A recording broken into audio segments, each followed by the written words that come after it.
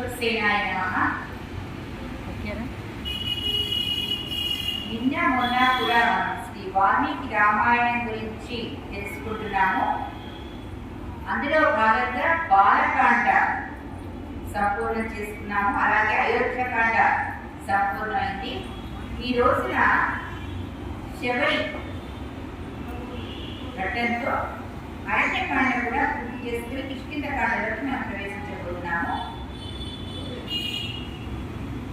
రామలక్ష్మణుడు కబతుని సంహరించి ముందుకు వెళుతూ ఉంటే ఒక చోట సుందరమైన ప్రదేశం, చక్కటి సెలయేరు, చక్కటి ఒక గుడిపాక, చక్కటి మొక్కలు, పళ్ళ చెట్టు ఉన్నటువంటి ఒక ప్రదేశం కనిపించింది. అక్కడ ఒక ముదుసలి భక్తురాలు, శ్రీరామ భక్తురాలు శబరి రామనామ జపం చేస్తూ కనిపించింది అన్నమాట. ఆవిడ ఎవరో తెలుసుకుందామని రామలక్ష్మణుడు శబరిని సమీపించారు.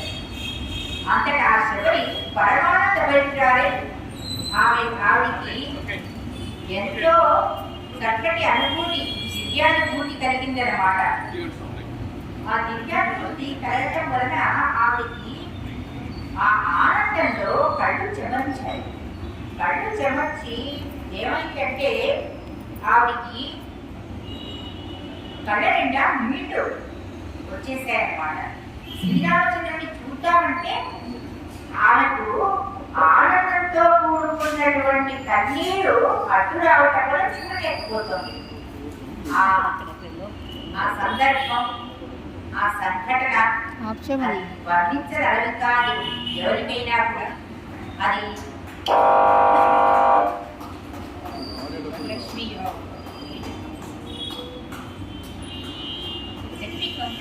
after that you can continue na I think hello email పండిస్తాం సార్. హలో చేస్తాను. ప్రసాదం ఇస్తున్నారా? తర్వాత అడ్జస్ట్ చేయండి.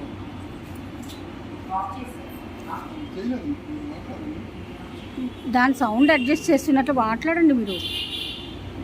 కన్నీటి పర్యంతమైనటువంటి శబరికి శ్రీరామచంద్రుడు కనిపించడం లేదు.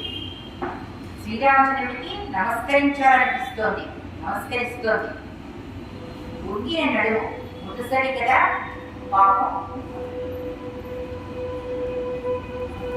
ఎంతో అవస్థపడుతూ రామచంద్రుడి మీద అచంచలమైనటువంటి భక్తితో ఆమె ఎట్టకేలకు శ్రీరాముని చూడగలిగింది. ఆ కళ్ళనీళ్ళు తుడుచుకుంటూ ఆవిడ భక్తి పారవస్యానికి, అది పారవస్యంతో నిండినటువంటి కన్నీళ్ళు అన్నమాట. రాముడి మాయతో కలిగాయి. ఆవిడ శ్రీరామచంద్రుడి దివ్య దర్శనాన్ని చేసుకోగలిగింది. ధన్యురాలైంది. ఆయనకి ఏమో అగ్ని సత్కారాలు చేయాలని ఆ శ్రీరామచంద్రుడు ఇన్నేళ్లకు కనికరించాడు. తన దగ్గర ఉన్నటువంటి ఫలాలను ఆ స్వామికి సమర్పించుకుంది. ఆయన భక్తితో ఎంతో అచంచలమైనటువంటి వాత్సల్యంతో శబరికి తన పట్ల ఉన్న భక్తికి ఆయనకి ఎంతో వాత్సల్యం కలిగింది. ఆ వాత్సల్యంతో ఆమె దగ్గరికి తీసుకుని ఆమె తన చేతికి ఇస్తున్నటువంటి పళ్ళను తీసుకుని ఎంతో పరమానందంతో ఆరంభించసాగాడు. ఇది ఒక సుందరమైన ఘట్టం అని చెప్పుకోవాలి. తర్వాత రామలక్ష్మణుడు అక్కడి నుంచి ప్రయాణం కొనసాగిస్తూ ఇంకా ముందుకు వెళ్తున్నారు. ఋష్యముఖ పర్వతం సమీపానికి వచ్చారన్నమాట. అక్కడ ఉన్న రామచంద్రుడిని దూరంగా కొండపైన ఉన్నటువంటి సుగ్రీవుడు, హనుమంతుడు, నరుడు, నీరుడు, జాంబవంతుడు, ఇంకా ఇతర వానర శ్రేష్ఠుడు చూశారన్నమాట. చూసి సుగ్రీవుడు మొదటగా భయపడతాడన్నమాట. తనకు తన అన్నగారైన వాడితో శత్రుత్వం ఉంటుంది. అయితే ఆ వాడి ఏమన్నా తనకు సంహరించడానికి ఎవరైనా పంపించాడేమో అన్న అనుమానం కలుగుతుంది సుగ్రీవుడికి. దాంతో తన తోటి ఉన్న వాళ్ళతో చెప్తాడనమాట, అదిగో నా అన్న వాడి ఎవరినో పంపించినట్టున్నాడు. చూడబోతే వాడు నారబట్టలతో ఉన్నారు, కానీ చూసారా చేతుల్లో శస్త్రాలు ఉన్నాయి, ఆయుధాలు ఉన్నాయి. అంటే వారు నన్ను చంపడానికి వస్తున్నారేమో. ఈ ఋషిముఖ పర్వతానికి మీదకి రాగలరా అనుకుంటూ ఆలోచిస్తున్నాడు. ఈలోగా హనుమంతుడు అన్నాడు, సుగ్రీవా, నీకు బాగా తెలుసు ఈ ఋషిముఖ పర్వత ప్రాంతానికి మాత్రం వాలి రాలేడు, నీకు తెలుసు కదా. ఎందుకు భయపడుతున్నావు? వాలి అయినా వాలి పరివారమైన వారికి సంబంధించిన మనుషులైనా కూడా నీకు చేరలేరు. నువ్వు ఋషిముఖ పర్వతం మీద కూడా ఉన్నావు అని సాంత్వన కలిగించే మాటలు మాట్లాడతాడు. అయితే సుగ్రీవుడి సందేహం అలాగే ఉండిపోతుందన్నమాట. అప్పుడు స్వయంగా హనుమంతుడు, సరే నీ అనుమానం తీర్చడానికి నేను వాళ్ళ దగ్గరికి వెళ్తాను, వాళ్ళెవరో కనుక్కుంటాను, నీకు తెలియజేస్తాను, నీకు మనశ్శాంతి కలిగిస్తాను అని చెప్పి తాను ఒక మారువేషం ధరించి, బ్రహ్మచారిగా ఒక మారువేషం ధరించి రామలక్ష్మణుడు ఉన్న చోటికి వెళ్ళి, స్వామి, మిమ్మల్ని చూస్తే ఏదో దైవానుభూతి కలుగుతోంది, నాకు మీరెవరో తెలుసుకోవచ్చా అని అడుగుతాడు. అప్పుడు లక్ష్మణుడు రాముడి గురించి పూర్తిగా వివరించి హనుమంతుడికి చెబుతాడు. రాముడు కూడా ఎంతో సంతోషపడి, మిమ్మల్ని చూస్తే ఏదో దివ్య కాంతి కనిపిస్తోంది, నాకు మీరు పండితులుగా కనిపిస్తున్నారు, నాకు మిమ్మల్ని కలుసుకోవడం నాకు సంతోషకరంగా ఉంది అని చెప్తారనమాట. ఇప్పుడు హనుమంతుడికి వచ్చిన వాళ్ళు వారి తరపు వాళ్ళని వాళ్ళు కాదని పూర్తిగా నిశ్చయం కలిగింది. ఇక తాను నిజరూపం ధరించి, అంటే ఆంజనేయ స్వామి తన నిజరూపం ధరించి శ్రీరామచంద్ర అని కాళ్ళ మీద పడి, స్వామి, నేను ఇక్కడ సుగ్రీవుడనే రాజునకు మంత్రిగా ఉన్నాను, నా నామధేయం హనుమంతుడు, మీరెవరో తెలుసుకోవడానికి వచ్చారు, క్షమించండి, నేను వచ్చింది మీరెవరో నేను తెలుసుకోవడానికని వచ్చాను. నా ప్రయత్నంలో కానీ నా కార్యంలో కానీ ఏమన్నా తప్పుంటే క్షమించండి. మా అన్నగారు, మా రాజుగారు సుగ్రీవుడు తన అన్నగారి నేపథ్యంలో ఎంతో భయంతో ఉన్నారు, దానికి కారణం కూడా మీకు చెప్తాను అని చెప్పి వాలి సుగ్రీవుల వాళ్ళిద్దరి మధ్యన, అన్నదమ్ములు కదా, వాళ్ళిద్దరి మధ్యన వైరం ఎందుకు వచ్చింది అనేది చెప్పడం ప్రారంభించాడనమాట. ఒకసారి వాలి దగ్గరికి దుందుబి అనే రాక్షసి, కాదుగా మనిషి, ఒక మాయావి అనే రాక్షసుడు అనమాట. మాయావి వారిని సమీపించి తన యుద్ధకాంక్షను వివరించి వారితో భీకర పోరు జరుపుతాడు. వారిద్దరూ కూడా యుద్ధం చేసుకుంటూ చాలా దూరం వెళ్ళిపోతూ ఉంటారన్నమాట. ఈలోగా సుగ్రీవుడు వాళ్ళని అనుసరిస్తాడు. అయ్యో, అన్నయ్య వెళ్తున్నాడు, అన్నయ్యకి ఏమి అపాయం జరుగుతుందో అని చెప్పి అన్నగారి వాత్సల్యంతో వారిని అనుసరిస్తాడు. అయితే ఆ మాయావి అనే రాక్షసుడు వారితో భీకరంగా యుద్ధం చేస్తూనే దూరంగా ఒక విలంలోకి దూరిపోతాడనమాట. ఆ మాయావి అనే రాక్షసుడి వెనకాల వాలి కూడా ఆ విలంలోకి వెళ్ళిపోతాడు. వెళ్ళిపోయిన తర్వాత చాలా రోజులు హోరాహోరీగా లోపల యుద్ధం జరుగుతూ ఉంటుంది. సుగ్రీవుడు వెలుపలనే అన్నగారి కోసం నిరీక్షిస్తూ ఉంటాడు. ఎందుకంటే వాలి చెప్తాడనమాట, నేను వచ్చేటప్పుడు మీ ద్వారం దగ్గర నిలిచి ఉండు, నా కోసం వేచి ఉండు అని చెప్పి యుద్ధం చేస్తున్నటువంటి ఆ మాయావితో కలిసి ఆ విలంలో వెళ్ళిపోతాడు అనమాట. ఎన్ని రోజులైనా రాడు, ఎన్నో రోజులు గడుస్తుంది. తరువాత నురగగా రక్తం ఆ విలన్ నుంచి రావడం చూస్తాడు సుగ్రీవుడు అనమాట. అయ్యో, ఇదేమిటి రక్తం వస్తుంది, వినటానికేమో నాకు ఎవరి మాటలు వినిపించడం లేదు ఇక్కడ, కానీ అన్నగారి రక్తమేమో ఇది ఇలా బయటకు వస్తుంది. ఆహా, ఆ మాయావి రాక్షసుడు అన్నగారిని వారిని నిజంగానే సంహరించేశాడా అయ్యో ఎంత పని జరిగింది అని ఎంతో బాధాతప్త హృదయుడై ఇక చేసేది లేక ఒకవేళ బిలం తలుపు అంటే ఆ బిలం యొక్క ద్వారం ఉంటుందన్నమాట, ఒక రాయి బండరాయి, అది తీసే ఉంటే కనుక ఆ మాయావి అనే రాక్షసుడు వెలుపలికి వచ్చి తను కూడా సంహరిస్తాడేమో అని భయం కలుగుతుందన్నమాట. తననే కాదు, తనతో ఉన్నటువంటి బాణశ్రేష్ఠులందరినీ కూడా సంహరిస్తాడేమో అని భయం కలుగుతుంది సుగ్రీవుడికి. అయ్యో అయిందేదో అయిపోయిందని చెప్పి ఆ బిలం యొక్క ద్వారాన్ని మూసివేస్తాడు. మూసివేసి మామూలుగా తను వెనక్కి తిరిగి రాజ్యానికి వచ్చేస్తాడు ఋషుముఖ పర్వతం దగ్గరికి. వారి ఉండే ఆ చోటు కిష్కింద, ఆ రాజ్యాన్ని కిష్కింద రాజ్యం అని అంటారు. ఈ రకంగా సుగ్రీవుడు వచ్చి ఎంతో విచారంతో తన అన్నగారైన వాలి మాయావి చేతిలో సంహరించబడి ఉండదు అని చెప్పి ఆ బిలం దగ్గర తాను చూసిన నురుగుగా ఉన్నటువంటి ఆ రక్తాన్ని గురించి కూడా తెలియజేస్తాడు. అయితే మంత్రులందరూ ఆ మాట విని, అయితే మన రాజైన వాలి చనిపోయినట్టే, మరిగా మనకి రక్షణ ఎవరు? వెంటనే వారి తమ్ముడైనటువంటి సుగ్రీవుడే రాజ్యపాలనకు అర్హుడు అని చెప్పి అందరూ కలిసి సుగ్రీవుడిని రాజు చేస్తారన్నమాట. అలా కొంతకాలం గడుస్తుంది. వాలి వెనకకు వస్తాడు ఊహించని రీతిలో. వచ్చి సింహాసనంపై కూర్చున్నటువంటి తమ్ముడిని సుగ్రీవుడిని తీసి అపార్థం చేసుకుంటాడు. ఏమిటి, నా సోదరుడు, నా తోడబుట్టిన వాడు సుగ్రీవుడు నేను లేని సమయం చూసి ఆ అక్కడ బిలం వరకు వచ్చాడు. అక్కడ నేను లోపలికి వెళ్ళిపోగానే ఆ బిలం వాడు మూసివేసేసి పారిపోయి వచ్చేసేసి ఇక్కడ రాజై కూర్చుంటాడా, ఎంత అన్యాయం అని చెప్పి వాడికి చాలా కోపం వస్తుంది. విచక్షణ కోల్పోతాడు, వివేకం కోల్పోతాడు. ఎప్పుడూ కూడా ఒక మనిషికి కోపం ఎప్పుడైతే వస్తుందో ఆ క్షణం వివేకం అనేది నశిస్తుంది. వివేకం నశిస్తుంది. ఏ మాత్రం మనిషి మెదడులో మంచి ఆలోచనలు రావు, అన్ని చెడు ఆలోచనలే వస్తాయి. అదే అక్షరాల వారికి జరిగింది. తన తమ్ముని కూడా అపార్థం చేసుకుని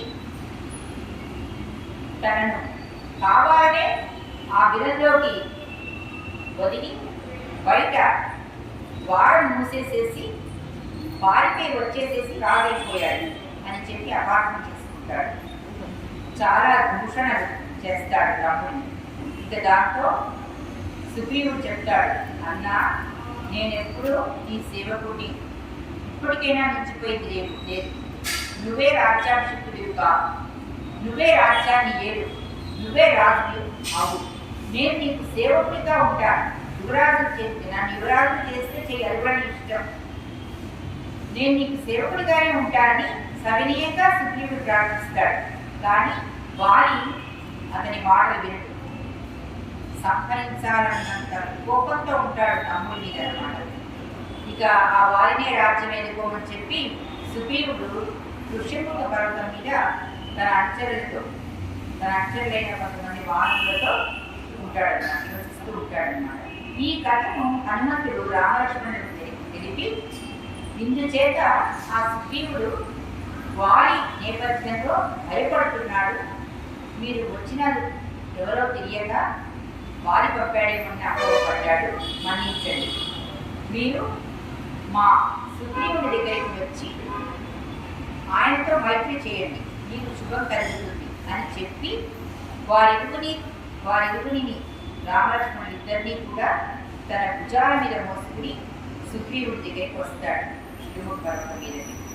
అప్పుడు రాముడు సుగ్రీవుడు కలిసి మైత్రిని చేయాలని నిర్ణయించుకుంటాడు. రాముడు తన వృత్తాంతాన్ని అంతా చెప్పి ఏ రకంగా రావణాసుడు సీతను అపహరించుకుపోయిందని తెలిపి తన సహాయార్థం వచ్చాడని చెప్తాడన్నమాట. రామలక్ష్మణుడు ఇద్దరు కూడా చెప్తారు. అయితే సుగ్రీవుడు అది నమ్మి తన శరణు కోరి వచ్చినటువంటి రాముడికి సహాయం చేయాలని నిర్ణయించుకుని రాముడితో ముందు మైత్రిని చేస్తాడనమాట. అగ్ని సాక్షిగా వారిద్దరూ కూడా నిష్ఠులు అవుతారనమాట. రాముడు కూడా సుగ్రీవుడికి వాస చేస్తాడు. నిన్ను అన్యాయంగా అనుమానించి అవమానించినటువంటి నీ అన్నగారైన వారిని నేను సంహరిస్తాను, నీకు మానసిక ప్రశాంతత కలిగిస్తాను అని రాముడు వాస చేస్తాడు. సుగ్రీవుడు కూడా నాకున్న వానర సైన్యంతో తప్పకుండా నీ భార్య అయినటువంటి సీతాదేవి జాడ కలుపుకుంటాను, ఆవిడ ఎక్కడ ఉన్నా కూడా పట్టి తీసుకొస్తారు నా వాళ్ళు, ఆమె ఆచూకీ తెలియజేస్తాడు అని చెప్పి హామీ ఇస్తాడనమాట.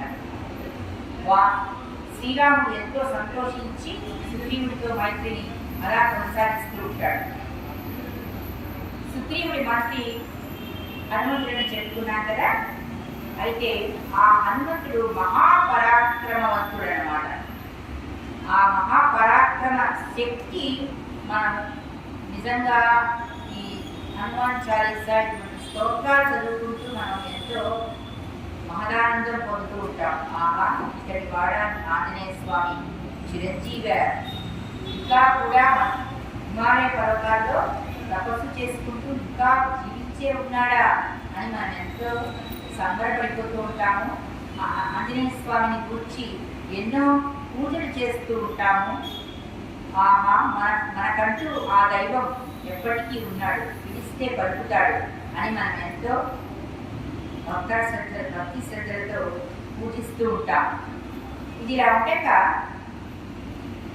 రాముడు చేసిన భాషను నిలుపుకోవాలి కదా, అందుకని సుగ్రీవుడికి చెప్తాడనమాట. నువ్వు వెళ్ళి వారిని యుద్ధానికి రమ్మని చెప్పి, నీకు భయం లేదు, నేను నిన్ను రక్షిస్తాను, వారిని సంహరిస్తాను, నీవు ఇందులో సందేహపడవలసిన అవసరం లేదు అని చెప్తాడనమాట. సరే అని సుగ్రీవుడు రాముడు ఉన్నాడనేటువంటి ధైర్యంతో వారి దగ్గరికి వెళ్ళి యుద్ధానికి పిలుస్తాడు. వారి యుద్ధానికి వస్తాడు. ఇందులో ఇక్కడ మనం ఒక చోట ఒక విషయం వారి గురించి తెలుసుకోవాలి. వారికి ఒక దివ్యమైన పుష్పమాల ఆయన ధరించి ఉంటాడు ఎక్కువగా. ఎప్పుడైనా యుద్ధం చేసేటప్పుడు వారితో ఎవరు యుద్ధం చేసినా సరే, వారితో యుద్ధం చేస్తున్నప్పుడు ఆ అవతలి వ్యక్తికి వారిలోని సగం బలం వారి బలంలోని సగం వారికి వచ్చి చేరుతుందన్నమాట. ఇది వారి గతంలో వరంగా పొంది ఉంటాడనమాట. ఎవరితో అయితే యుద్ధం చేస్తాడో ఆ వరి యొక్క శక్తి సామర్థ్యాలు సగం వారికి వచ్చి చేరుతాయన్నమాట. ఆ రకంగా ఆయన వరం పొంది ఉంటాడు. సహజంగానే మహాపరాక్రమశాలి, మహాబలవంతుడు, ఎంతో శక్తిమంతుడు అనమాట. అయితే ఇది యొక్క కాకపోతే వారి సుగ్రీవులు ఇద్దరూ కూడా కవలలాగా ఒక్కటే రూపంలో ఉంటారన్నమాట. ఆ రోజు వాళ్ళిద్దరూ యుద్ధం చేస్తుంటే రాముడు వారిని చంపాలని అనుకుంటాడు. కానీ ఇద్దరు ఒకటే రకంగా ఉండటం వలన, ఒకటే విధంగా ఉండటం వలన, కవలలాగా ఉండటం వలన ఎవరో తెలుసుకోలేక చంపలేకపోతాడు అనమాట. ఇక ఆ రోజు సాయం సమయం అయిపోతుంది. యుద్ధానికి ముగింపు పలికి ఎవరి ద్వారానే వాళ్ళు వెళ్ళిపోతారు. సుగ్రీవుడు అడుగుతాడు, ఏంటి నన్ను యుద్ధానికి పంపించావు, నేనేమో విరోధంగా యుద్ధం చేస్తూ ఉన్నాను, నువ్వు కదలక మెదలక ఉన్నావేంటి, వారిని ఎందుకు సంహరించలేదు అని అడుగుతాడు. సుగ్రీవ, నీవు నీ అన్నగారు ఇద్దరు ఒకే రూపంలో ఉన్నారు, ఎవరెవరో చూసుకోవడం కష్టమైంది, అందుకని నేను ఒక ఉపమానాన్ని ఇస్తాను, అది నువ్వు ధరించు అని చెప్పి ఒక దివ్యమైన ఉపమాల సుగ్రీవుని మెడలో వేస్తాడనమాట. అయితే ఆ మాల వల్ల సుగ్రీవుడు ఎవరో రాముడికి కనుగొనడం సులభం అవుతుందన్నమాట. ఈ రకంగా మొన్నాడు మళ్ళీ వాడు యుద్ధరంగానికి వెళతారన్నమాట. అప్పుడు వారి భార్య తార ఆమె వారిని వాడిస్తుంది. ఏమనంటే, నిన్న నీ చేతిలో పరాజయం పొంది వెళ్ళిపోయిన నీ తమ్ముడు ఈరోజు మళ్ళీ ఎందుకు పిలుస్తున్నాడు వెంటనే, ఇందులో ఏదో మాయ. నేను అంచుల ద్వారా విన్నాను, రామలక్ష్మణుడు అయోధ్యాపురికి రాజకుమారుడు, వాళ్ళు యువరాజు. వాళ్ళు వచ్చి ఇక్కడ ఉన్నారట ఋషిముఖ పర్వతం మీద. సుగ్రీవుడితో మైత్రిని చేశారో ఏమిటో, సుగ్రీవుడికి అండగా ఉంటున్నారో ఏమిటో. అటువంటి రాముడు ఈ రకంగా సుగ్రీవుడు కనుక రాముడి సహాయం తీసుకుని రాముడి అండతో కనుక ఇక్కడ వచ్చినట్టయితే మాత్రం నా ప్రాణేశ్వర నీకు అప్పుడే కలుగుతుందేమో అని నా మనసు చెప్తోంది, వీటి శక్తిస్తోంది. నా మాట ఇప్పుడు వెళ్ళదు వాడు దానికి వారి ఇదంతా గడిచివలి పెడతాడు. భార్యను నిరాకరిస్తాడు. భార్య మాట నీవు పిచ్చిదానికి, నన్ను ఎవరు ఏమీ చేయలేదు, సుగ్రీవుడికి అంత శక్తి లేనే లేదు. ఇక రామచంద్రుడు అంటావా, ఆయన గుణగణాలు నాకు బాగా తెలుసు. ఆయన అన్యాయానికి ఎప్పుడు పాల్పడడు. నాకు తెలిసి నేను ధర్మ మార్గంలోనే వెళ్తున్నాను, న్యాయంగానే ఉన్నాను, నాకేమీ జరగదు, నువ్వేమీ చింతించగలదని చెప్పి యుద్ధానికి వెళ్తాడు వాళ్ళు. ఆ రోజున వాళ్ళు భీకర పోరు సాధిస్తారు. వాళ్ళు అన్నదమ్ములు అన్నమాట. వారి రాజ్యాన్ని ఆక్రమించడమే కాదు, సుగ్రీవుడి భార్యను కూడా చెరపడతాడు అన్నమాట. ఇది క్షమించరాని నేరం. ఇది అతను చేసిన అక్రమమైనటువంటి పని. పరస్త్రీని కోరుకోవడం మొదటి తప్పు. ఆమెను కైవసం చేసుకుని తన అంతఃపురంలో పెట్టుకుని ఆమెతో ఉండాలని అనుకోవటం రెండవ తప్పు. క్షమించరాని నేరం. ఈ కారణం చేత వారి సుగ్రీవుడు యుద్ధం చేస్తున్నప్పుడు శ్రీరాముడు వారిని చూసి తన బాణాన్ని ఎక్కుపెట్టి సంధించి వదులుతాడు. రామబాణం అంటే మాటలు కాదు, వారి సంహరింపబడతాడు ఒకే ఒక శ్రీరాముని బాణం. అదే ఆ శ్రీరాముని బాణం యొక్క మహిమ. వారి సంహరింపబడతాడు. ఇక ఈ విషయం తెలిసిన తార వచ్చి భర్త మీద పడి ఏడుస్తుంది, రోధిస్తుంది. రామా, ఎలా ఇలా చేశావు, అధర్మంగా నా భర్తను చంపావా అని అడుగుతుంది. అప్పుడు రాముడు చెప్తాడనమాట, అమ్మా నీ భర్తను నేను అధర్మంగా చంపలేదు. ఒకటి తాను చేసిన తప్పును చెప్తాను. సుగ్రీవుడిగా అనుమానపడటం, అవమానించడం, అక్రమంగా రాజ్యాన్ని ఆక్రమించడం, ఇది ఆయన చేసిన తప్పు. ఇంకొక రెండవ తప్పు ఏంటంటే సుగ్రీవుని భార్యను చెరపట్టి తన ఆధీనంలో ఉంచుకోవడం. ఈ రెండో తప్పు. ఇవి ధర్మానికి విరుద్ధం కాబట్టి ధర్మానికి విరుద్ధంగా ఎవరు ప్రవర్తించినా కూడా శిక్షార్హులే. అందుకే నేను వధించాను అని చెప్తాడనమాట. ఈ రకంగా వారిని సంహరించి సుగ్రీవుడిని అక్కడ రాజుని చేస్తాడు శ్రీరామచంద్రుడు. వారి మైత్రి చక్కగా కొనసాగుతూ ఉంటుంది. ఇదంతా కూడా మనం ఇందాక చెప్పుకున్నాం కదా. ఎప్పుడైతే హనుమంతుడు ఋషముఖ పర్వతం నుంచి ఆ కొండ మీద నుంచి రామలక్ష్మణుడు చూస్తారో అక్కడి నుంచి ఈరోజు కిష్కింధకాండ మొదలైంది. ఇప్పుడు ఆ పరాక్రమవంతుడైనటువంటి హనుమంతుడిని ఒకసారి స్మరించుకుందాం. మనోజవం మారుతుల్య వేగం, జితేంద్రియం బుద్ధిమతాం వరిష్టం, వాతాత్మజం వానరదూత ముఖ్యం, శ్రీరామదూతం శరణం విశాఖమాన్. ఆయన ఎటువంటి మనిషి అంటే మనోజవం మారుతుల్య వేగం. ఏ రకంగా ఆయన పయనాన్ని సాగిస్తాడు. ఆయన వాయునందుడు కదా, అంటే గాలిలో వెళ్ళగలడు, పక్షిలాగా ఎగరగలడు అనమాట. అయితే అది కూడా ఎంత వేగంతో అంటే మన మనస్సు ఎంత వేగంగా ప్రయాణిస్తుందో అంత వేగంగా, అంతకంటే వేగంగా మారుతి ఆ హనుమంతుడు ఆ ఆంజనేయ స్వామి పయనించగలుగుతాడు. మనోజవం మారుత తుల్య వేగం. మారుతము అంటే వీచే గాలి, ఆ దాంతో సమానంగా ఆయన ప్రయాణం చేయగలడు. వాతాత్మజం వానరయూథ ముఖ్యం. ఆయన ఎటువంటి వాడంటే వానరులలోకెల్లా శ్రేష్ఠుడు. అటువంటి మహాత్ముడైనటువంటి హనుమంతుడికి ఒక్కసారి నమస్సులు సమర్పించుకుంటూ కిష్కింధకాండను మనం కొనసాగిద్దాము. ఆ తరువాత ఇక సుగ్రీవుడికి ఇచ్చిన మాట ఏదైతే ఉందో రాముడు అది చెల్లించుకున్నాడు. ఇప్పుడు సుగ్రీవుడు కూడా శ్రీరాముడికి ఇచ్చినటువంటి మాట చెల్లించుకోవాలి కదా. అందుకని తన వానర సైన్యాన్ని అంతా కూడా పిలుస్తాడు, నలుదిక్కులకి పంపిస్తాడు, తూర్పు, పడమర, ఉత్తరం, దక్షిణం. అయితే దక్షిణంగా వెళ్ళేవాడు ఎవరంటే నరుడు, వీరుడు, జాంబవంతుడు, హనుమంతుడు అన్నమాట. అంగదుడు వీళ్ళిద్దరూ దక్షిణముఖంగా ప్రయాణం సాగిస్తారన్నమాట. ఈ రకంగా సీతను వెతుకుతూ వెళ్ళాలన్నమాట. ఆ వెళ్ళేటప్పుడు ఎందుకో శ్రీరామచంద్రుడికి ఆంజనేయ స్వామి మీద సీతను కనుగొనగలడు అనేటటువంటి ప్రగాఢమైనటువంటి విశ్వాసం కలుగుతుంది. అందుకని తన పుత్రికను తీసి ఆ ఆంజనేయ స్వామికి అందజేస్తారన్నమాట. ఆయనకు నమ్మకం కలుగుతుంది, ఆంజనేయ స్వామికి సీత కనిపిస్తుంది, అందుకని ఆ ముఖ ఆయన ఇస్తాడు. సరే, వీళ్ళంతా కూడా దక్షిణ దిక్కుగా వెళ్తూ ఉంటారు. ఈలోగా మహాసముద్రం ఒకటి వస్తుందన్నమాట. ఏం చేయాలో అర్థం కాదు. సముద్రానికి ఆవల లంకాపురి ఉందని తెలుసుకుంటారు. అక్కడికి రావణుడికి సీతను ఎత్తుకుపోయి వెళ్ళవచ్చని ఒక నమ్మకం.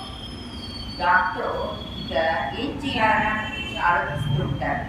అంటే అప్పుడు జాంబవంతుడు హనుమంతుడితో కూడా ఉన్నటువంటి వానరులు వాళ్ళు యోచన చేస్తారు. హనుమంతుడు ఒక్కడే సమర్థుడు. ఈ జలధిని, ఈ సాగరాన్ని, ఈ సముద్రాన్ని లంఘించి లంక చేరుకుని సీతను కనుక్కోగల సమర్థుడు హనుమంతుడు అని అనిపిస్తుంది. వాడు అనిపించి వాడు ఏం చేస్తారంటే, కొంతమందికండి వారిలో ఉండేటటువంటి శక్తి సామర్థ్యాలు తెలియవు. ఎవరైనా బయట వాళ్ళు చెప్పేంత వరకు కూడా తెలియదు. ఒక్కోసారి దైవం రూపంలో వచ్చి ఎవరైనా చెప్పవచ్చు, లేదా మన స్నేహితులే మనకు చెప్పవచ్చు, లేదా బంధువులు చెప్పవచ్చు, తండ్రి చెప్పవచ్చు, దోస్తులు చెప్పవచ్చు. అలాంటి సందర్భాలు ఉన్నాయి పురాణాల్లో, పురాణ గాథల్లో.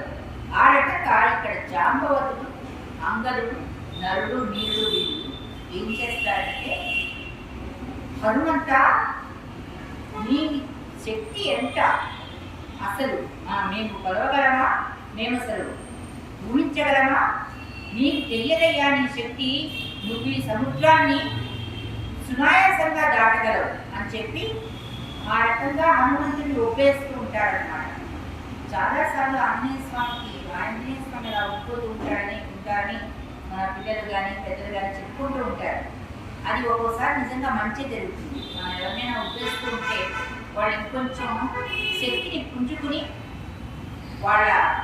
అది ఎలా ఉంటుందంటే స్ఫూర్తిదాయకంగా పనిచేస్తుంది. వాళ్ళకి ఏదో పొగరెక్కి అయ్యో మనం పొగిడారు కదా అని పొగరెక్కి వాళ్ళకి స్ఫూర్తినిస్తుంది అనమాట. స్ఫూర్తినిస్తుంది. వాళ్ళు అత్యంత ఉత్సాహంతో తమకున్నటువంటి శక్తి సామర్థ్యాలను ప్రదర్శించే అవకాశం ఉంటుంది అనమాట. అదే జరిగింది ఆంజనేయ స్వామి విషయంలో కూడా. ఆయన బలవంతా కూడా ప్రదర్శిస్తూ ఆజానుబాహుడై ఆయన ఎంతగా ఎదిగిపోయాడంటే ఆ కొండ మీద నుంచి ఆ రకంగా ఎదిగిపోతాడన్నమాట. ఎదగడం అంటారు, పెద్దగా అయిపోతాడు. ఆయన అయిపోయి ఆకాశంలో ఉన్నటువంటి తారలు ఆయనకు ఇద్దరు మకుటాయమానంగా వేసేటటువంటి మకుటం, ఆ కిరీటంలో మణులా అని మనకు అనిపిస్తుంది అనమాట. అంత ఎత్తు ఎదుగుతాడు. ఎదిగిన తర్వాత బలంగా భూమిని ఇట్లా ఆ కొండని దాన్ని వాయు వేగంతో వెళతాడనమాట. ఆయన వెళుతూ ఉంటే సముద్రుడు కూడా పైకెత్తి చూస్తాడు. ఆహా, శ్రీరామచంద్రమూర్తి కార్యార్థి ఆ ఆంజనేయ స్వామి నన్ను దాటుతున్నాడు, ఈ చిరంజీవికి శుభం కలుగుగాక అని సముద్రుడు కూడా ఆశీర్వదిస్తాడు. సముద్రుడు అంటే సాగరం. ఇక్ష్వాకుల వంశంలో సగరుడు అనే ఆయన ఒక ఆయన. ఇక్ష్వాకు వంశంలో ఉన్నటువంటి ఎంతో మంది మహానుభావులు అనగా శ్రీరాముడి పూర్వీకులు, దశరథ మహారాజు యొక్క పూర్వీకులు అనమాట. అందులో సగరుడు అనే ఆయన ఒక ఆయన అన్నమాట. ఆయన ఎంతో సమర్థవంతుడు, శక్తివంతుడు, కీర్తివంతుడు, ఎంతో శక్తి సామర్థ్యాలైనటువంటి రాజు అన్నమాట. ఆయన ప్రమేయం కూడా ఉంది కాబట్టి ఆ సాగరుడు, ఆ సముద్రుడు, ఆ ఆంజనేయ స్వామికి ఎటువంటి ఆటంకము కలగకుండా తన పై నుంచి వెళుతుంటే ఆశీర్వదించి పంపిస్తాడు. లంకన చేరుకోవాలి, నువ్వు త్వరితగతిన అని చెప్పి. ఆ రకంగా ఆయన మన ఆంజనేయ స్వామి ఎంతో వేగంగా లంకానగరానికి చేరుకోవడానికి వాయువేగంతో వెళుతూ ఉంటాడు. ఈ లోపల ఆయన లంక చేరుకోబోతుంటే లంకిని కనిపిస్తుంది. ఆ లంకిని అనేది లంకను ఎప్పుడు ఎల్లవేళలా కాచేటువంటి ఒక రాక్షసి. ఆ రాక్షసి హనుమంతుడిని చూసి, ఆహా, నేను ఇక్కడ ఉండగానే నువ్వు నా లంకాపురికి వెళతావా, ఏమనుకుంటున్నావు అని చెప్పి ఎదుర్కొంటుందన్నమాట. అప్పుడు ఆ లంకిని ఏం చేయాలని ఆలోచించి సరే అని ఆలోచిస్తూ ఉంటాడు. ఈ లోపల ఆ లంకిని ఇలా తెలుస్తుంది, హనుమంతుడిని తినేద్దామని, మింగేద్దామని. హనుమంతుడు వాయువేగంతో ప్రయాణించే వానరుడు కదా, ఆ నోరు తెరవంగానే ఇలా లోపలికి వెళ్ళి ఆ లంకిని ఉదరం వరకు కూడా వెళ్ళి మళ్ళీ తిరిగి ఆమె నోరు మూసే లోపల బయటకు వచ్చేస్తాడనమాట. అది హనుమంతుడి శక్తి. అప్పుడు ఆ లంకిని తన చుబ్బాలు తీస్తుంది, లోపలికి వెళ్ళి వచ్చాడుగా. ఈ హనుమంతుడి యొక్క శక్తి సామర్థ్యాలు అర్థం చేసుకుని, ఓహో, ఇతరెవడో మహానుభావుడనే ఉన్నాడు, నేను చేసేది ఏం లేదు అని చెప్పి తన పరాజయాన్ని అంగీకరిస్తుంది. ఆ రకంగా హనుమంతుడు ఇక లంకాపురికి చేరుకోబోతాడు. ఇక్కడితో కిష్కింధకాండ అయిపోయింది. ఇప్పుడు సుందరకాండ మొదలవుతుంది. రామాయణంలో ఎంతో ప్రాశస్త్యాన్ని, ప్రాముఖ్యతని సంతరించుకుంది సుందరకాండ. అసలు ఈ సుందరకాండకు, ఈ అధ్యాయానికి సుందరకాండ అని పేరు ఎలా వచ్చిందంటే, ఇందులో వాల్మీకి మహర్షి రచించేటటువంటి విధానంలో ప్రతి విషయాన్ని కూడా ఎంతో సుందరంగా వర్ణించడం జరిగింది. ఆ లంకాపురిని ఎంతో సుందరంగా వర్ణిస్తాడు. అలాగే ఆంజనేయ స్వామి యొక్క ఆకృతిని ఎంతో సుందరంగా వర్ణిస్తాడు. అలాగే రాముడికి బంటుగా హనుమంతుడు ఎంత విధేయతో ఉన్నాడో అదొక సుందరమైన విషయంగా వర్ణిస్తాడు. అలాగే రామ సుగ్రీవుల మైత్రిని కూడా సుందరంగా వర్ణిస్తాడు.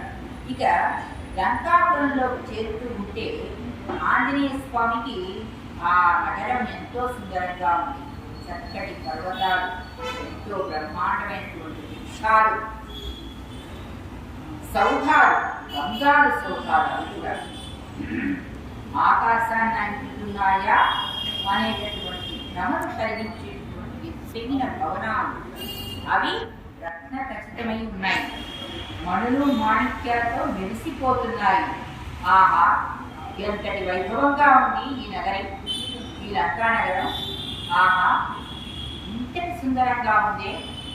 పళ్ళు, పువ్వులు, ఆ మొక్కలు, సుందరమైనటువంటి వనాలు, అవన్నీ కూడా చూస్తూ ఉంటాడు. ఆంజనేయ స్వామికి ఎంతో ఆనందం కలుగుతుంది.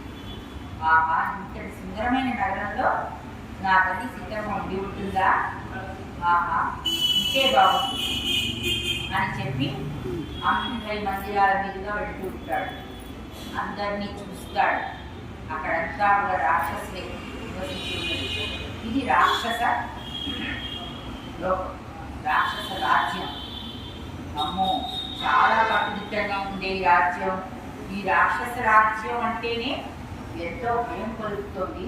ఇక్కడ ఆ అమ్మవారి సీతాదేవి ఎక్కడ ఉన్నదబ్బా, ఇంకా బతికే ఉందా ఈ రాక్షసుల మధ్య అన్న అనుమానం కూడా హనుమంతుడికి వస్తుందన్నమాట. వచ్చి ఆయనకి కొంచెం భయం కలుగుతుంది. అయినా కూడా ధైర్యం విడిచిపెట్టకుండా ఆయన ఆ అన్వేషణ కొనసాగిస్తూనే ఉంటాడనమాట. ఈలోగా ఆయన రాక్షస రాజైనటువంటి రావణాసుడి మందిరంలో రావణాసుడిని ఎదిరించడం కూడా చూస్తాడు. ఎంతటి మహానుభావుడైన, ఎంత మహాకాయంతో ఉన్నాడు, ఎంతటి శక్తిమంతుడు, ఎంతటి దృఢ కాయంతో ఉన్నాడు అని చూసి ఆశ్చర్యపోతాడనమాట. ఇక్కడ దగ్గర తెలియదు కదా, అప్పుడున్నవాడు సీతమ్మవారు కాదు కదా అని అనుకుని, అమ్మో సీతమ్మవారు చాలా పవిత్రత, అలా ఎలా అవుతుంది, రావణాసుడి దగ్గర ఎదుర్కొంటుంది సీత అని అనుకుని తనకు వచ్చిన ఆ ఆలోచనకే ఎంతో సిగ్గుపడుతుంది. అక్కడ నుంచి వేగంగా వెళ్ళిపోతాడు. తర్వాత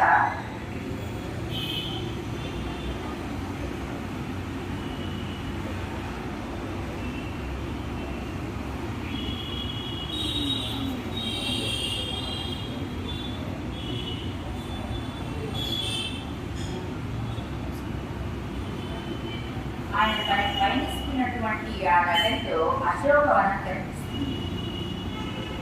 అక్కడ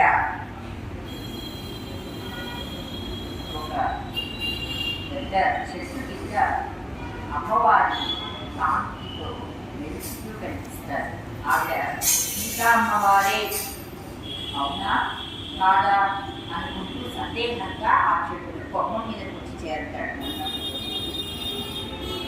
ఇప్పుడు నేను శ్రీరాముడిని కీర్తిస్తూ మాట్లాడతాను నాలోనే. ఒకవేళ కింద ఉన్నది సీతామ్మవారి అయితే తప్పకుండా స్పందిస్తుంది. అప్పుడు నాకు రూఢి అయిపోతుంది కింద ఉన్నది సీతామ్మవారి అని చెప్పి అయోధ్య నగరికి రాజు దశరథ మహారాజు ఆ దశరథ మహారాజుకి రాణి ఎవరు, కౌసల్య, సుమిత్ర, కైకేయి వారికి యాగం వలన నలుగురు కుమారుడు జన్మించారు. రామ లక్ష్మణ భరతుడు అనుకుంటూ మాట్లాడుతూ ఉంటాడనమాట. అందులో కానీ మాట్లాడుకుంటూ ఉంటాడనమాట. ఆ దృశ్యం, ఆ మాటలు వినంగానే సీతమ్మవారికి ఎంతో బలం చేకూరుతుంది. ఎంతో ఆశతో ఆవిడ మొహం మెరిసిపోతుంది అన్నమాట.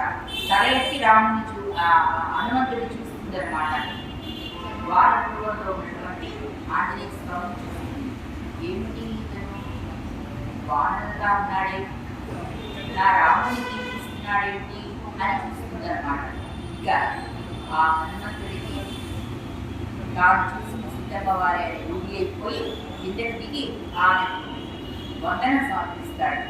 అలాగే అమ్మ నీవు మా సీతమ్మవే కదూ, మా అమ్మవే కదూ, అమ్మ నేనెవరో తెలుసా అమ్మ, శ్రీరాముడికి దూతగా వచ్చినటువంటి హనుమంతుడమ్మ, నా నామధేయం, ఇదిగో నీ భర్త రాముడి ముద్రిక చూడు అని చూపిస్తాడు.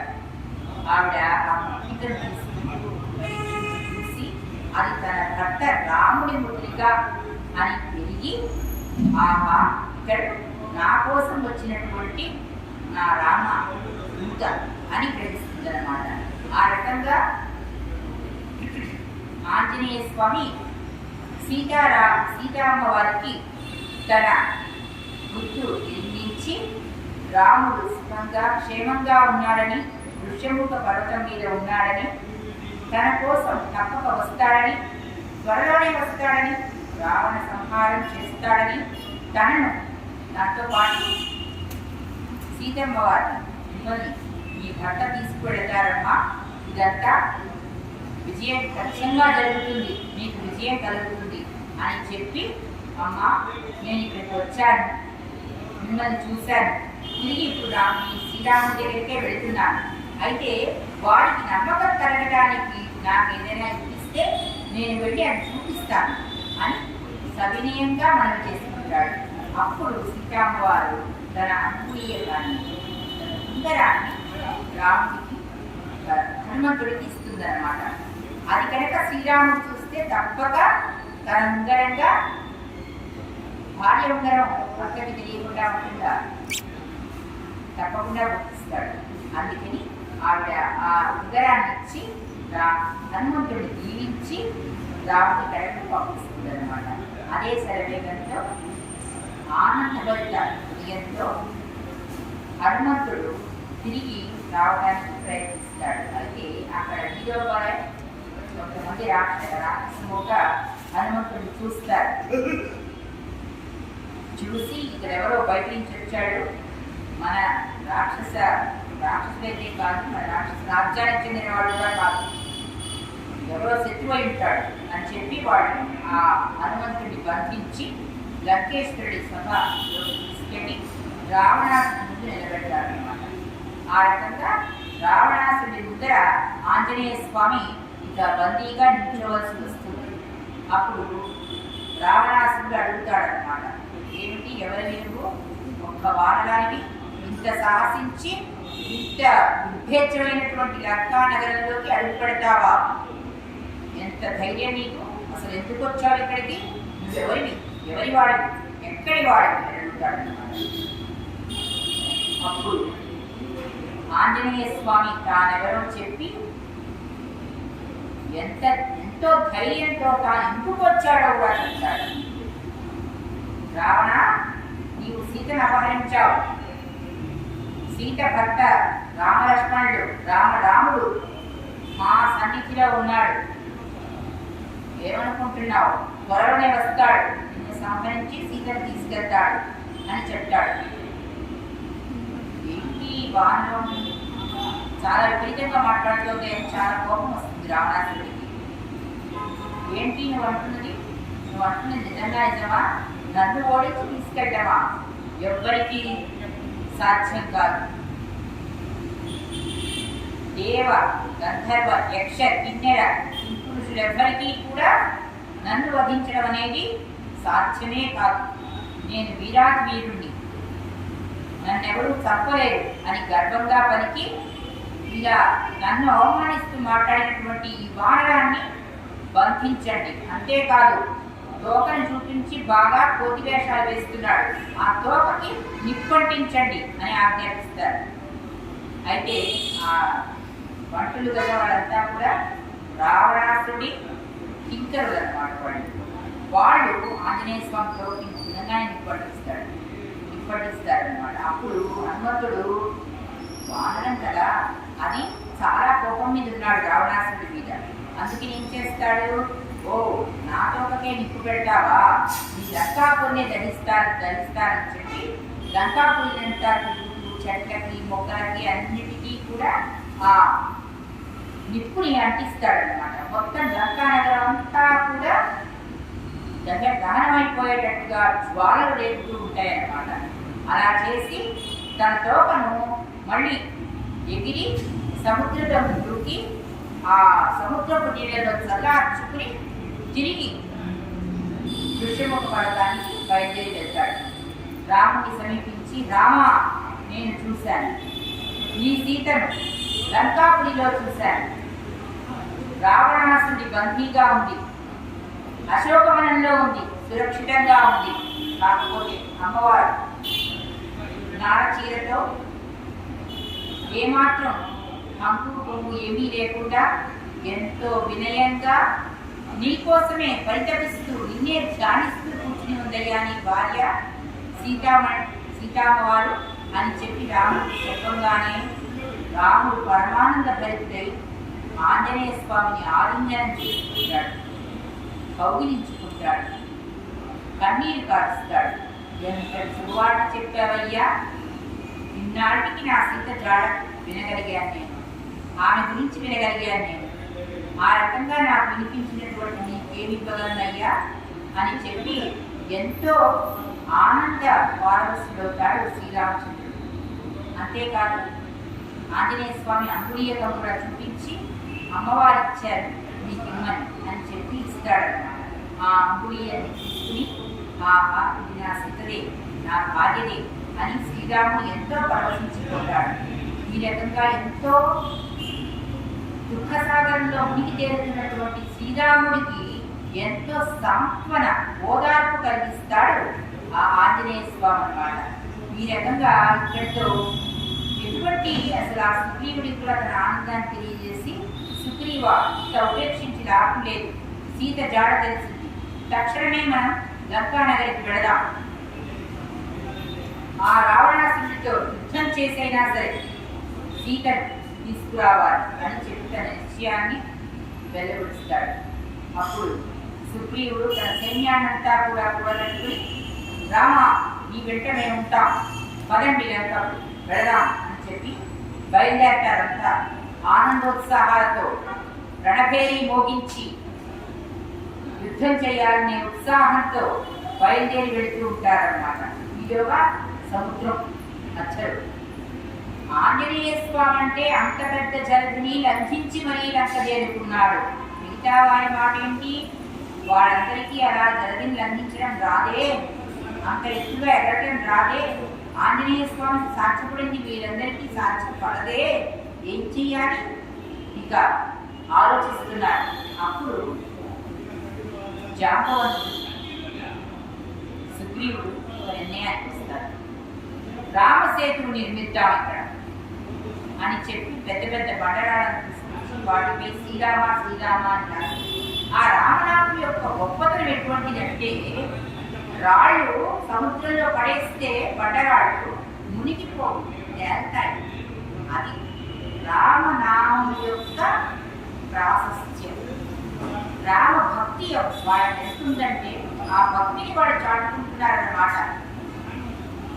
అంత ఫలితంగా ఎంతో వేగంగా రామసేతును నిర్మించి జలధిని లంఘించి, అంటే జలధి మీద నుంచి లంకాపురికి వెళ్ళటానికి అంతా సన్నద్ధం అవుతారన్నమాట. ఇక జయ జయ ధ్వానాలతో లంకాపురికి వెళ్ళటం జరుగుతుంది. రామలక్ష్మణుడు వానర సైన్యంతో కూడి, సుగ్రీవుడు వానర సైన్యంతో కూడి అక్కడ ముందుగా యుద్ధభేరి మోగిస్తారు. ఆ యుద్ధానికి వచ్చినటువంటి రామలక్ష్మణులను గురించుకుని రావణాసురుడు, ఏమిటి వీళ్ళ సాహసం, నాతో జయం పొందామనే అని చెప్పి ముందుగా తన కుమారుడైన ఇంద్రజిత్తుని పంపిస్తాడు. ఇంద్రజిత్ యుద్ధం చేస్తాడు. అతను ప్రయోగించే మాయ అస్త్రాలకు ఏమవుతుందంటే లక్ష్మణస్వామి మూర్ఛిల్లుతాడు. అప్పుడు జాంబవంతుడు రాముడు విలపిస్తుంటే చెప్తాడు, పలానా చోట సంజీవని అనే పర్వతం, ఆ సంజీవని యొక్క మొక్క తీసుకొచ్చినట్టయితే నేను లక్ష్మణుని బ్రతికిస్తాను అని చెప్తాడు. అంతే. ఆ మాట వింటూనే మన ఆంజనేయ స్వామి రాముడి అనుమతి తీసుకుని వాయువేగంతో మరల గగనానికి ఎగురుతాడు. సంజీవని పర్వతం మీద వాళ్తాడు. ఏ వృక్షమో తెలియదు, ఏ మొక్క తెలియదు, ఏమి తెలియదు. తనకున్నదల్లా ఒక భుజబలమే. బుద్ధిబలం కొంచెం తక్కువ, గుర్తించలేకపోతాడు.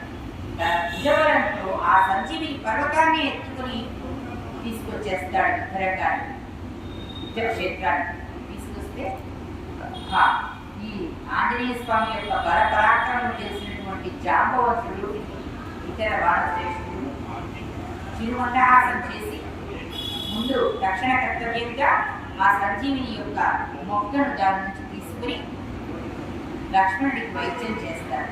తర్వాత లక్ష్మణుడు మళ్ళీ మామూలు స్థితికి వస్తాడు. ఆ తర్వాత ఇంద్రజిత్తుని సంహరించడం జరుగుతుంది. ఆ తర్వాత ఆ వార్త విన్నాక రావణాసురుడు తన తమ్ముడైనటువంటి కుంభకర్ణుని నిద్ర లేకమంటాడు. కుంభకర్ణుడు ఎన్ని రోజులైనా అలా నిద్రించే ఉంటాడు. ఎంతటి ఆహారాన్ని అయితే తీసుకోగల భీకర రాక్షసుడు. ఎంతో కష్టపడి సైనికులంతా కుంభకర్ణుని నిద్ర లేపుతాడు. కుంభకర్ణుడు వెళ్తాడు యుద్ధం చేయడానికి. చాలా భీకర యుద్ధం జరుగుతుంది.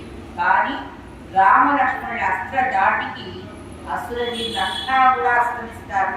ఇక చివరిగా రావణాసుడే యుద్ధరంగంలోకి దిగుతాడు. రాముని ఎదిరిస్తాడు.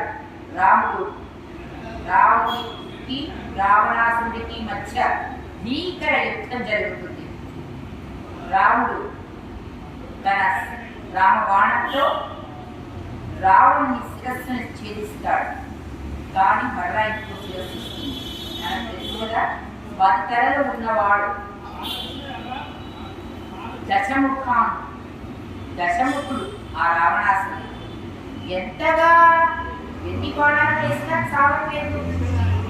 శిరస్సు కింద పడిపోతుంది, మళ్ళీ వచ్చి మెడ మీద చేరుతోంది. ఏం చేయాలా అని ఆలోచిస్తున్నాడు రాముడు.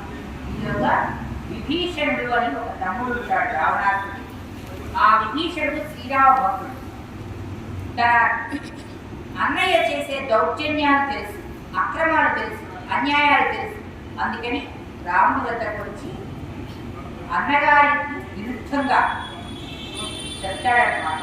మా అన్నగారి ప్రాణం శిరస్సుని ఖండిస్తే పోదు, ఉదర భాగానికి గురిపెట్టి బాణాన్ని వదలండి, అప్పుడు మరణిస్తాడు చెప్తాడనమాట. అందుకే అంటారు ఇంటి విభీషణుడిలాగా ఎవరు అంటే ఎవరైనా ప్రవర్తిస్తే అలా ప్రవర్తించాలి, విభీషణుడిలాగా ప్రవర్తించాలి అంటామన్నమాట. ఆ రకంగా తెలుసుకున్న వెంటనే శ్రీరాముడు రావణాసుని ఉదరానికి గురిపెట్టి రామ బాణాన్ని వదులుతాడు. అంతే, రావణాసుని నేలకొల్తాడు. ఇక ఆ సీతాదేవిని తీసుకుని అంతా కలిసి పయనమై తిరిగి అయోధ్యాపురానికి వెళ్ళడానికి సంసిద్ధి అవుతారన్నమాట. అయితే అక్కడ ఒక బలీయమైనటువంటి విషయం ఏంటంటే, కొంతమంది అనుకోవటం విని రాముడు నేను ధర్మబద్ధుడిని, తన భార్యని అగ్ని ప్రవేశం చేయమంటాడు. అంటే ఇన్నాళ్ళు పరాధీనంలో ఉంది తన భార్య, అందుకని లోకం ఏమి అనుకోకుండా ధర్మబద్ధమైనటువంటి నడవడిక కలవాలి. కాబట్టి శ్రీరాముడు సీతమ్మ వారి కాదని కాదు, ఆమె సాధ్వీమణి, మహాపతివ్రతా శిరోమణి అయినా కూడా రాముడు లోక ధర్మం పాటించాలి కాబట్టి తన భార్యను అగ్ని ప్రవేశం చేయమంటాడు. ఆ రకంగా సీత అగ్ని ప్రవేశం చేసినప్పటికీ అగ్నిదేవుడు పైకొచ్చి శ్రీరామ అని చేతులు జోడించి, నాయన నీ భార్య పరమ సాధ్వీమణి, నేను ఆమెను తాకలేదు అని చెప్పి అగ్ని చల్లారిపోతుంది అన్నమాట. సీతామ్మవారు అగ్ని ప్రవేశం చేసి అగ్ని కంట నిప్పు అని ఆవిడ నిరూపించుకుని, తన పాతివ్రత్యాన్ని నిరూపించుకుని కడిగిన ముత్యంలాగా శ్రీరాముడు చేరుతుంది. ఎంతో ఆనందభరితుడే. మొత్తం రామ లక్ష్మణుడు సపరివారం అంతా వాన సుగ్రీవుడి సపరివారం అంతా కూడా పైనమై పుష్పక విమానంలో, ఆ పుష్పక విమానం ఎవరికి? కుబేరుడి తమ్ముడు రావణాసుడు. రావణాసుడు కుబేరుని జయించినప్పుడు ఆ పుష్పక విమానాన్ని కూడా కైవసం చేసుకుంటాడు. అదే పుష్పక విమానంలో వీరందరూ కూడా పైననే మళ్ళీ అయోధ్య నగరానికి వస్తారన్నమాట. ఆ రకంగా కథ సుఖాంతమవుతుంది. రాణులు, మహారాణులు ముగ్గురు, కౌసల్య, సుమిత్ర, కైకేయి జయ జయ ద్వానాలతో సీతారామ లక్ష్మణుని స్వాగతం పలుకుతారు. అలాగే భరతుడు, శత్రుఘ్నుడు అన్నగారి ఎదురుగా వెళ్ళి ఆయన పాదాలు కడిగి ఆయన సాధారణంగా సవినయంగా ఆహ్వానించి అన్నగారిని పట్టాభిషిక్తుల్ని చేస్తారు. అంతదాకా పాదుకలు, శ్రీరాముడి పాదుకలు అయోధ్యాని కోసల దేశాన్ని ఏలాగి, ఇప్పుడు ఆ సాక్షాత్ శ్రీరామచంద్రుడే వచ్చి శ్రీమన్నారాయణుని స్వరూపమైనటువంటి శ్రీమన్నారాయణుడే శ్రీరామచంద్రుడే సీతా సమేతంగా వచ్చి అయోధ్య నగరానికి వచ్చి పట్టాభిషిక్తుడయ్యి సింహాసనాన్ని అధిరోహించి ఆయన రామరాజ్య పాలన ఆరంభిస్తాడు.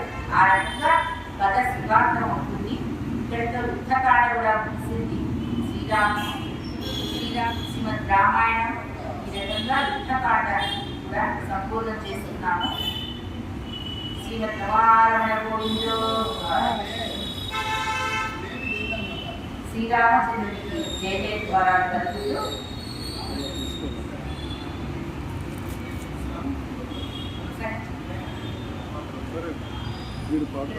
రెండు పాటలు పిల్లలు మనం ఎంతో చక్కటి శ్రీ రామాయణాన్ని 3 రోజులుగా చెప్పుకున్నాము. ఎందుకంటే శ్రీరామ పట్టాభిషేకంతో ఎంతో సంపూర్ణం చేస్తున్నాను. శ్రీరామచంద్రుడికి జయ జయ ద్వారాలతో శ్రీరామ రామేశ్వరి రమే రామే మనోరమే సహస్రనామ తత్తుల్యం రామనామ వరాలని. ఇప్పుడు మా మదనమండి వారు ఈనాటి వచ్చారు. వాళ్ళు తమ అద్భుతమైన స్వరంలో మధుర గానం చేస్తారు. శ్రీరామనామం పాడండి.